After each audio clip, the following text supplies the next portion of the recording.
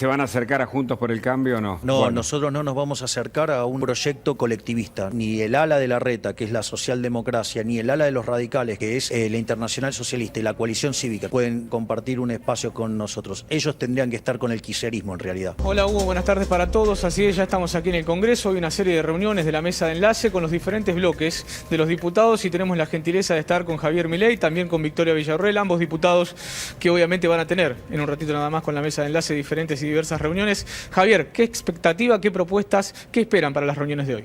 Bueno, nosotros esperamos recibir a la mesa de enlace para que nos cuenten cuáles son los problemas que ellos están enfrentando. Igual nosotros tenemos un fluido diálogo con la gente del sector agropecuario y en ese sentido también hemos hecho algunas acciones para contribuir a que mejore el sector y para que se le quite la pata del Estado de encima. Así es que creemos que vamos a tener un diálogo muy fructífero. Ahora, Javier... Equipo, Javier Milei los escucha. Sí, gracias, Jean. Javier, ¿hay medidas en el campo, inquietud? Sí, Hugo. ¿Qué tal, Hugo? ¿Cómo estás? Buenas tardes, un gusto saludarte. Te decía que el campo está inquieto, con marchas, con movilizaciones. ¿Ustedes, desde el punto de vista político, acompañan eso o más allá de estar en contra de las retenciones, se van a mantener al margen de lo que el campo diga? Nosotros creemos que el reclamo del campo es absolutamente justo y que, el campo está siendo expropiado violentamente vía retenciones. Además, el problema del diferencial entre el tipo de cambio oficial y el tipo de cambio paralelo le genera una ecuación económica financiera que verdaderamente es desastroso y el gobierno, en lugar de tratar de corregir esta situación, digamos, la profundiza y no tiene ninguna intención de corregir las cosas, y cuando mejora el precio internacional de los bienes del sector agropecuario, lo único que se le ocurre es cobrarle más retenciones. Por lo tanto, en ese sentido, me parece que tienen todo el derecho de manifestar su malestar, porque si del gobierno dependiera, los termina enviando a la quiebra o los convierte en esclavos. Pablo, tenés una pregunta para Milei. Sí, ¿cómo estás, Javier? ¿Qué decís? Te quiero hacer una pregunta política, puede ser un poco antipática, pero vos seguramente me la contestes. ¿Qué tal, Pablo?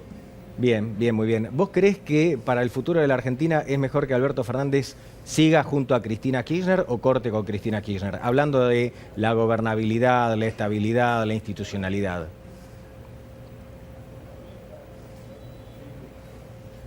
Sería muy irresponsable de mi parte contestar eso. Eso es un problema de la coalición gobernante y que los problemas entre ellos los arreglen entre ellos. No, pero para el país. El único problema es que, digamos, las peleas dentro de las coaliciones después termina afectando negativa.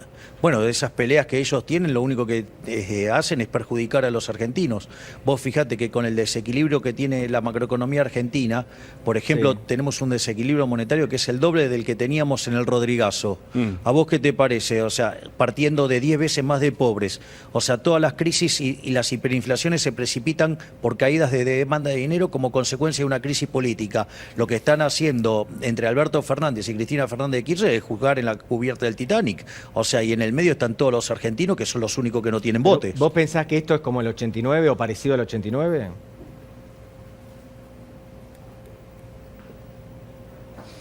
Se parece más a la lógica del Rodrigazo. Sí. Pero se parece más al Rodrigazo, pero digamos, pero si la precipitación de la caída de la demanda de dinero es muy abrupta, podrías tener un escenario parecido al del 89, porque fíjate que si la demanda de dinero en el 89 cayó a 0,2% del PBI, eso quiere decir que vos podrías multiplicar los precios por 60 aún sin emitir un solo peso.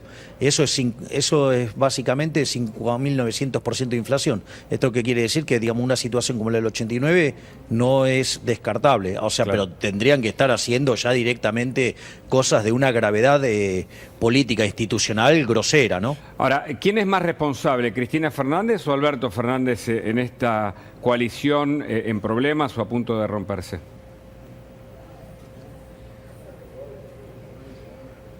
Los dos son responsables, porque, digamos, Cristina es la dueña de los votos y él es el que aceptó ser el títere. Pero él dijo que no es un títere, lo expresó y dijo que es el presidente, además. Bueno, le sale bastante mal en los hechos. Javier, Javier, una parte de la política te tiene cada vez más miedo porque vos entraste rápido, creciste rápido. ¿Te ves realmente con chances competitivas para 2023? La casta tiene miedo, sí. ¿Vos creés que podés Sí, ser presidente en absolutamente 2023? creo que tenemos chances ciertas y sí, definitivamente creo que el 2023 podría tener un presidente liberal salido de la expresión de la libertad avanza y de hecho estamos trabajando en eso, estamos construyendo el gabinete en la sombra y estamos haciendo un trabajo absolutamente responsable porque sabemos que existen chances ciertas de que podamos llegar a la presidencia. Tengo a Fausto Spetorno, está con nosotros, por supuesto, y queremos sumarlo porque no se parece al 83, aunque hay algún riesgo. No de hiper, pero una situación similar. ¿Se parece al 2008, Fausto? Digo, pensando en el campo. No hablé del 125. 83. No hablé del 83. Del 89, perdón. 89. A ver, a mí yo estoy de acuerdo con Javier, es más parecido el escenario al Rodrigazo, a la época previa al Rodrigazo, 74, 73, 74, que al 89. Si uno mira un poquito la evolución de la inflación en la historia argentina, nos llevó varias décadas llegar al bombazo de la hiperinflación. Más o menos, a grandes rasgos, vos terminaste la década del 50 con una inflación del orden del 30, la del 60 se te fue el 50, 45, 50, 70, ya ahí fue el Rodrigazo y pasaste con el Rodrigazo el 100%, el 200%, después del 80 empezó a picar hasta el tema de la hiperinflación. Fue un periodo largo hasta llegar a la hiper, porque es una destrucción muy grande de la demanda de dinero. La hiperinflación, como decía Javier, no es igual que la inflación, es otra enfermedad, es cuando la gente rechaza el dinero. Por eso dice Javier que la demanda de dinero es lo importante. Si la demanda de dinero se te cae abruptamente, lo que está diciendo es que la gente no quiere más el peso no vale nada, es rechazado y por lo tanto los precios tienden a infinito. Claro. Eso es la hiper. Acá lo que tenés es seguir financiando el déficit fiscal con emisión monetaria. Obviamente la demanda de dinero va retrocediendo porque ahorrar en pesos hoy es más peligroso que gritar a favor de River en la barra brava de Boca, ¿no? Entonces, lo que sucede es que obviamente hay una caída en la demanda de pesos, pero todavía la inflación es puramente por emisión monetaria y financiamiento del Tesoro, ¿no? Y quería sumártelo a Javier, el tema de la 125, del recuerdo del 2008, ya que estamos mirando para atrás, porque este escenario me parece que tiene algún condimento de los peores momentos de la Argentina. Algunos dicen incluso también vinculado al 2001. Javier.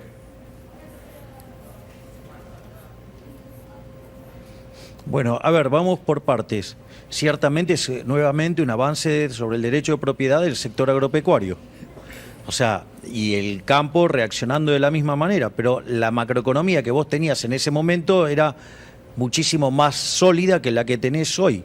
Hoy, digamos, tenés una brecha cambiaria en torno al 100%, tenés el déficit fiscal, digamos que lo deciden bajar a velocidad de tortuga embarazada, tenés un desequilibrio monetario de 10 u 11 veces a 1, entonces la verdad que tenés un PBI per cápita que es 14% por debajo del que tenías en el 2011, con un nivel parecido al del 73, con una productividad del año 50, con 45% de pobres, digo, con 11% de indigentes, o sea, 5 millones de personas. Es decir, está todo dado para que vos tengas una explosión con características sociales verdaderamente graves. O sea, y lo único que hacen es traer todos esos fantasmas. Entonces, digo, le ponen elementos adicionales que...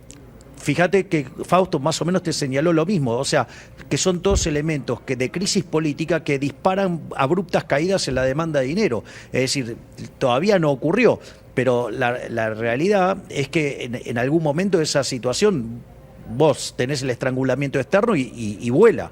Es decir, es lo que le pasó a Celestino Rodrigo. Se quedó sin reserva, tuvo que devaluar y ahí la inflación pasó del 30 al 180%, claro, y al año siguiente estaba en el 400%. Y permitime que te cuente que Gustavo Segreda ahora nos va a decir cómo Bolsonaro, para bajar la inflación, baja impuestos. Es decir, lo que está haciendo Brasil y lo que hacen otros países de la región, muy opuesto a lo que hacemos nosotros. Hola, Gustavo, ¿cómo va?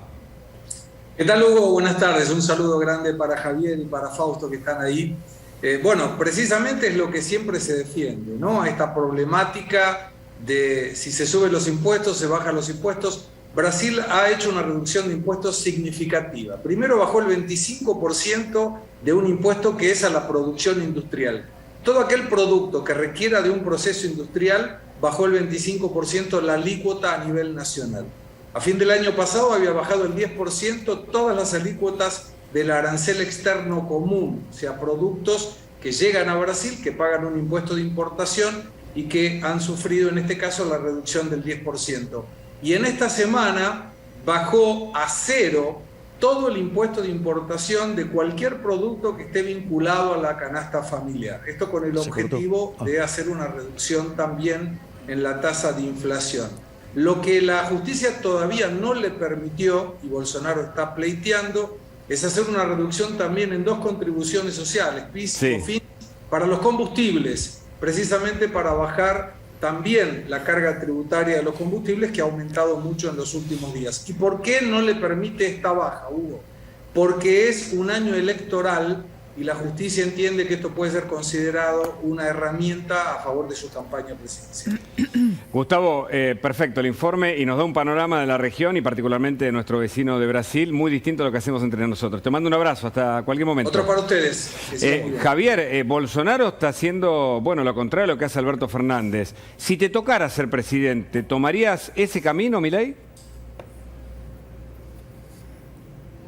Igual quiero hacer una aclaración, que cuando vos modificás los impuestos, lo que vos vas a estar haciendo es trabajar sobre el nivel de precios, no sobre la inflación.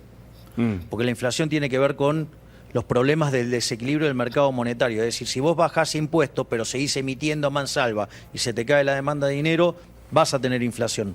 O sea, modificar los impuestos, es como que, ¿me entendés? O sea, si te modifico, no sé, el IVA, ¿me entendés? O sea, estarás un escalón abajo, pero no sobre la tasa de variación. Digo, me parece que eso hay que aclarar bien esa cuestión. Ahora sí, dime la pregunta. No, Hugo, que justamente es una visión muy distinta a la que aplica nuestro gobierno, la que está aplicando Bolsonaro, bajando impuestos. ¿Esa sería una idea para un proyecto de Libertad Avanza que dirigís?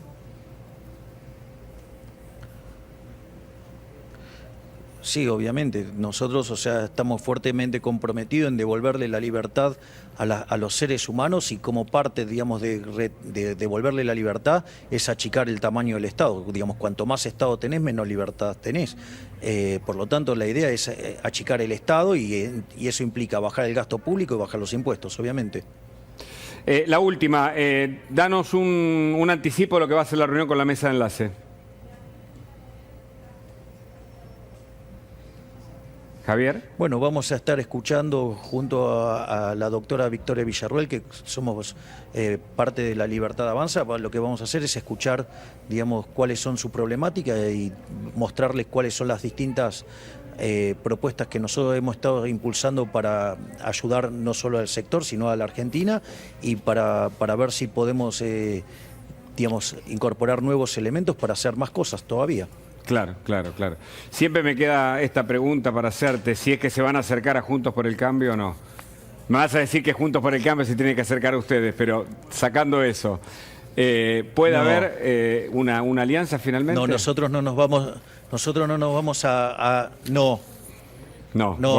nos vamos a acercar a un proyecto que tiene una perspectiva socialdemócrata o, digamos, colectivista. Nosotros, o sea, solamente nos alineamos con personas que decidan abrazar las ideas de la libertad.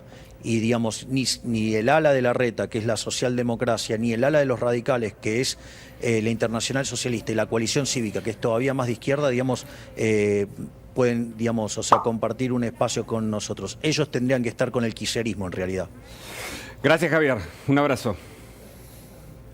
Un abrazo a Villarroel también, que está contigo. No,